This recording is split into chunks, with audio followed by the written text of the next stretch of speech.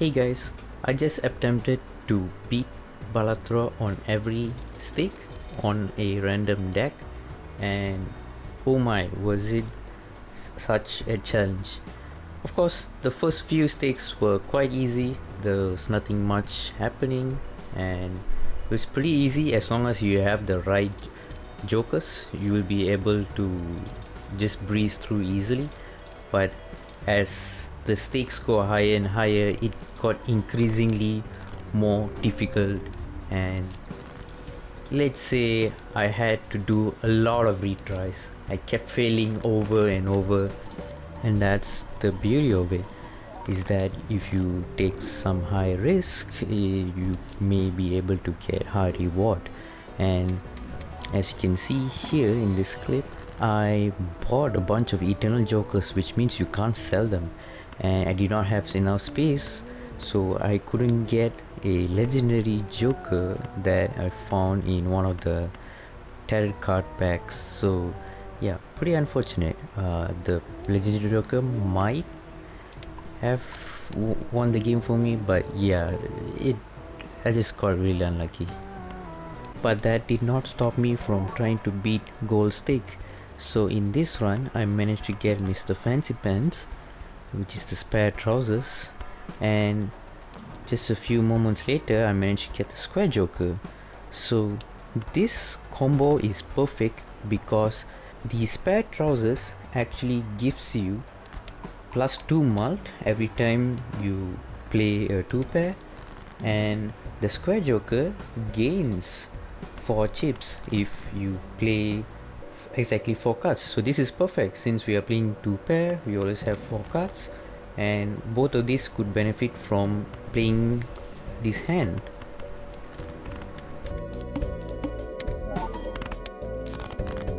So since my strategy was a 2 pair, I had to carefully choose what cards to discard and what hands to play, because I want to increase my probability of getting 2 pairs in my deck.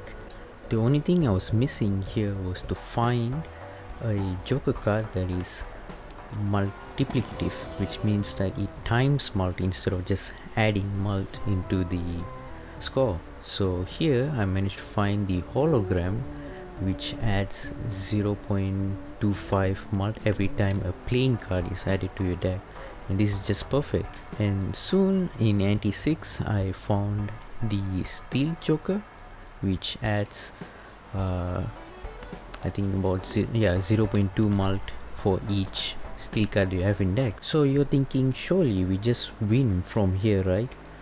Well, the game did not give us any standard packs, so we couldn't add any playing cards to our deck, which means no mult to the joker. So I had to resort to this acrobat joker, which adds ×3 mult to the final hand of the round. So eventually we did manage to get a few standard packs, and some of the standard packs even contained a steel card, which is a bonus since we can upgrade both jokers at the same time. I managed to beat the anti-6 boss and also the anti-7 boss, and we did get a few extra cards and steel cards, I guess, along the way, and we eventually made it to the final boss, which is the Violent Vessel, and this is easily the run ender of pretty much most of the runs, and it's because this Violent Vessel is ×6 the base chips required to win the game. So yeah, so my game plan was to get as much as score I can with the hands I have, except for the last hand. So the last hand I have additional ×3 mult, so I want to use that to hopefully win the game. And here you can see that I'm trying to snipe for maybe some steel cards and some glass cards, and hopefully some bonus or mult cards, so that I can get the most value out of the last hand. So I take some risk and throw away the joker, because there you can see that I have more kings, and hopefully I can get that.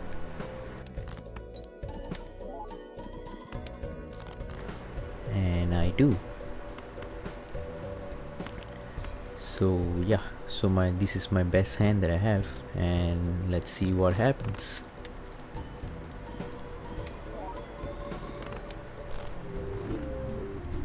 And yeah, we were not even close.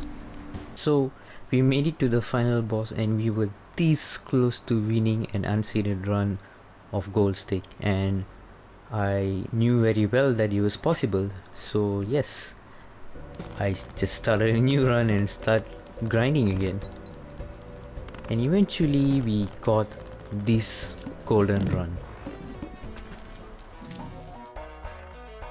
I managed to get the burn joker. So this joker is really good because it upgrades the hand of the first discard. So this is particularly good for this deck because this is the checkered deck, which means it will only contain spade and hard cards. So it's very easily we can do a flush, and we can just discard the first flush that we find, and that way we can straight away upgrade our hand.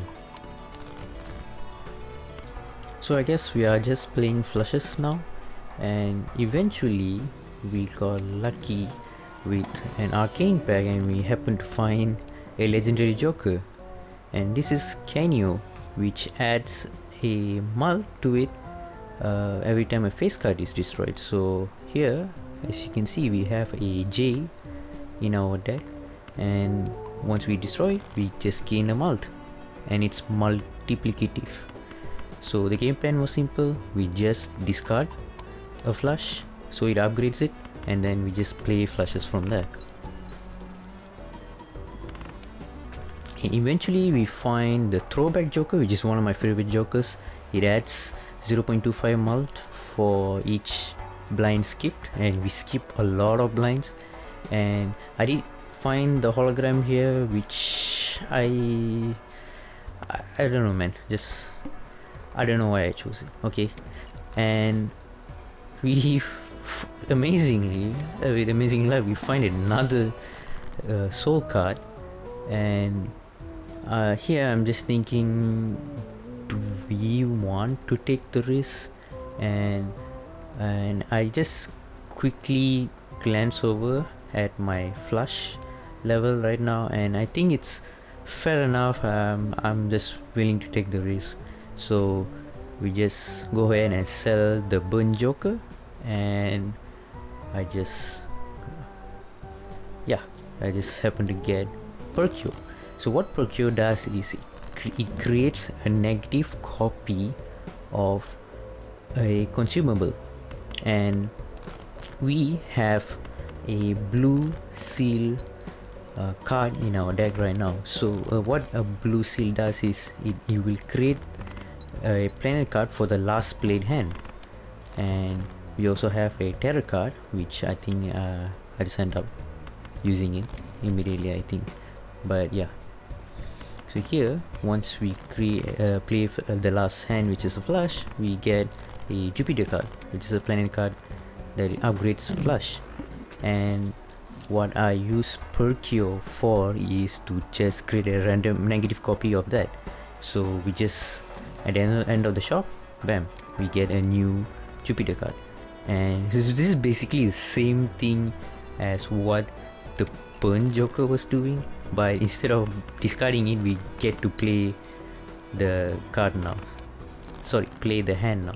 So I did find this rare card, which is the tribe, which adds ×2 mult for a flash, but we don't need it. We already have so much of times mult cards, and I did choose the supernova instead because supernova adds the number of mult played per hand played. So let's say in this run we are playing lots and lots of flushes, so it adds 1 mult every time we play a flush basically.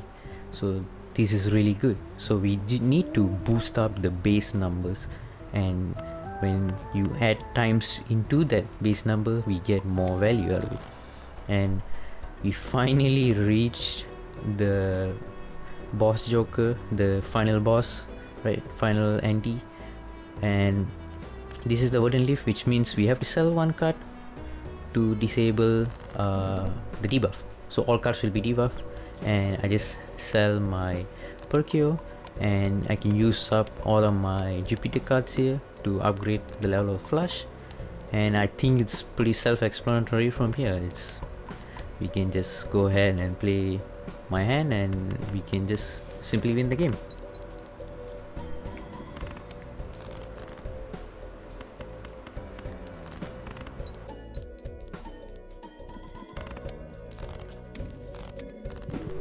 And there we go. Finally, we have successfully won every stake in Balatro with unseeded runs, and we did it on the checkered deck, and I think it was pretty fun. Let me know if you guys want to see more runs of maybe a different deck you guys want me to try out, and I might continue playing this game to to get like wacky synergies and try out fun jokers. And yeah, that's about it. Thank you so much for watching. I'll catch you guys in the next video. Bye bye.